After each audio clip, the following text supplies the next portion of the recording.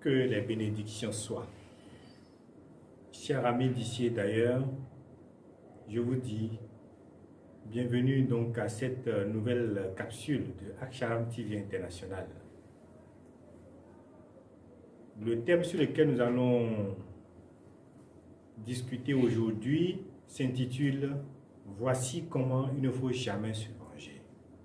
Nous allons donc vous expliquer comment est-ce que la vengeance est nuisible en réalité et qu'il faut donc laisser la vengeance au profit du pardon. Le pardon qui n'est pas en réalité passif, il faut le dire d'emblée. Alors avant donc d'entrer dans le vif du sujet, nous allons parler des alliés de la nature, les alliés de l'univers, les éléments qui sont dans l'univers qui permettent justement de pouvoir attribuer à une action produite ses conséquences. Lorsque vous venez tout de suite d'accomplir une action donnée, cette action se produit justement dans la matière de façon globale. Cette action se produit avec une certaine énergie et se produit dans un espace-temps bien précis. Ceci dit, pour normalement assurer l'équilibre des forces dans l'univers, puisque on parle de l'univers, ce qui est uni vers un seul point, ce qui est donc en harmonie en harmonie avec lui-même, pour assurer donc cet équilibre, lorsque nous sommes appelés normalement à restituer une action, il faut respecter donc cet équilibre, c'est-à-dire respecter la matière avec laquelle l'action a été produite, respecter son énergie, respecter l'espace-temps dans lequel cette action a été produite. Ceci dit, revenons donc à la notion de la vengeance. La vengeance veut dire tout simplement qu'on vous a fait quelque chose et que vous décidez de vous faire justice vous-même en posant une nouvelle action à l'endroit de la personne ou de la chose ou de l'institution qui vous a, entre griffes, blessé initialement. Donc la vengeance, c'est l'acte de se venger, c'est l'acte de se faire justice, c'est une nouvelle action qu'on accomplit en réaction à une première action donnée, que nous jugeons non favorable à nous, non bénéfique à nous. Étant défini ainsi, nous comprenons aisément que lorsque nous parlons de vengeance, c'est une nouvelle action que nous créons. Ce n'est pas une action qui est forcément en équilibre avec l'action première, je vous l'explique.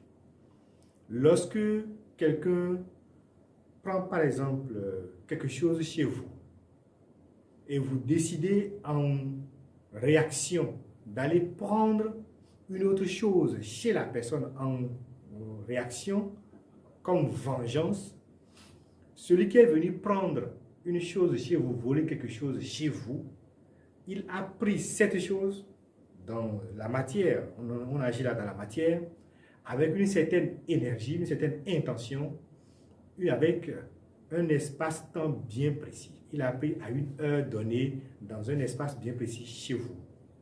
Lorsque vous décidez d'aller prendre quelque chose même si c'est chez la même personne en réaction, même si c'est la même chose que vous allez reprendre en contrepartie, vous n'avez pas pris cette chose-là dans le même espace-temps, ce n'est pas pris au même moment que l'autre était en train de prendre chez vous.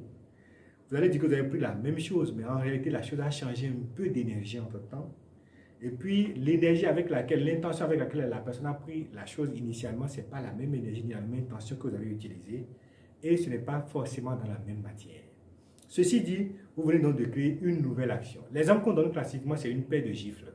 Lorsqu'on vous gifle maintenant, là, vous qui m'écoutez, avec donc une main donnée, dans un espace-temps donné, dans la matière dans laquelle nous sommes, vous allez réagir certainement en voulant gifler celui qui vous a giflé.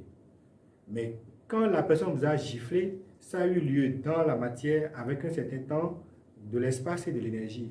Êtes-vous sûr de pouvoir gifler la même personne avec la même énergie dans le même espace-temps? Vous voyez que ça ne pourra pas être vraiment équilibré. Donc, lorsqu'il y a déséquilibre ainsi, nous disons que vous n'avez pas respecté l'harmonie de la nature. Vous venez donc de créer une nouvelle action. Et toute action appelle donc toujours à une réaction. Vous venez donc de créer une nouvelle action que vous allez payer tôt ou tard. L'autre qui vous a giflé, l'autre qui a posé une action à votre encontre va récolter ses conséquences naturellement, aura ses bénéfices ou ses conséquences négatives forcément. Mais vous qui avez agi, vous venez donc de créer une autre action pour laquelle vous avez également les conséquences devant la loi naturelle, devant la loi universelle. C'est ainsi donc que nous répétons les mêmes cycles. Il y a ce qu'on appelle la vengeance naturelle de l'âme, la vengeance inconsciente de l'âme, où on vous a fait des choses dans des incarnations passées, et par défaut de pardon, par défaut de travail sur soi, vous avez ces choses-là sur vous jusqu'à présent. En vous, ancré profondément en vous, il y a des gens que vous voyez. Vous n'arrivez pas à collaborer, vous n'arrivez pas vraiment à sympathiser, vous n'arrivez pas à travailler ensemble, simplement parce que en vous, ancré dans votre âme, dans votre cœur d'âme, il y a ces éléments-là qui ont été refoulés de par des incarnations passées et vous décidez dans cette incarnation de justement rétribuer ces actions-là, rétribuer les conséquences de ces actions-là. Donc nous vous invitons donc au travail du pardon. Le travail du pardon qui ne s'arrête pas seulement à pardonner les actions qui sont dans le présent et laisser l'univers faire. Nous sommes dans un univers et la seule règle qui règne dans l'univers, c'est que toutes les forces doivent être constamment équilibrées. Vous pouvez être rassuré que lorsqu'on vous fait quelque chose, en bien ou en mal, les conséquences seront toujours là. Et vous restez tranquille. Je ne dis pas de rester passif. Je ne dis pas que vous allez vous laisser tuer et dire que voilà, l'univers va rétablir l'équilibre, je vais revenir à... Non, ce n'est pas ce que nous sommes en train de dire. Il faut prendre ces mesures, d'accord, mais il faut éviter la vengeance. Au plan familial, au plan individuel, au plan du couple, au plan de la collectivité, au plan national, même au plan international, il faut éviter la vengeance. Dans cette incarnation, comme également les vengeances que l'âme nourrit inconsciemment pour les incarnations à venir. Si vous savez qu'il y a des situations dans lesquelles vous êtes actuellement, qui font que, en fait, c'est comme si à quelqu'un, j'ai l'impression que j'ai envie de me venger de lui de façon inconsciente et tout. De toute façon, c'est un travail que nous effectuons sur nous régulièrement pour pouvoir balayer toutes les vengeances inconscientes de l'âme qui se sont justement enregistrées en nous. Donc, je vous invite donc à ce travail qui est un travail très profond qui va vous assurer votre liberté et votre libération spirituelle, votre libération et votre liberté spirituelle. C'est un pas important sur le chemin spirituel de faire confiance à la loi, de faire confiance à la vie, que si les humains ont pu imaginer une justice qui restitue à chaque action commise ses conséquences, l'univers tout entier a également sa justice, qui est infaillible, implacable, qui est universelle, complète, parfaite, et qui s'applique à tout le monde sans distinction, outre mesure que ce soit. Il n'y a pas de possibilité d'erreur. Donc, ceci dit, vous faites confiance à la vie, que la vie restitue toujours. La vie rétribue toujours. Et vous savez que ce qui est fait doit forcément avoir ses conséquences. Vous n'allez pas vous créer autres conséquences, parce que dans les incarnations à venir, si vous n'allez pas reconnaître dans les incarnations actuelles, dans les incarnations à venir, vous allez payer forcément les nouvelles actions que vous posez en réaction des actions qui vous ont été commises. Je vous invite donc à savoir peser le pour et le contre de vos actions avant de pouvoir poser des actions en matière de vengeance.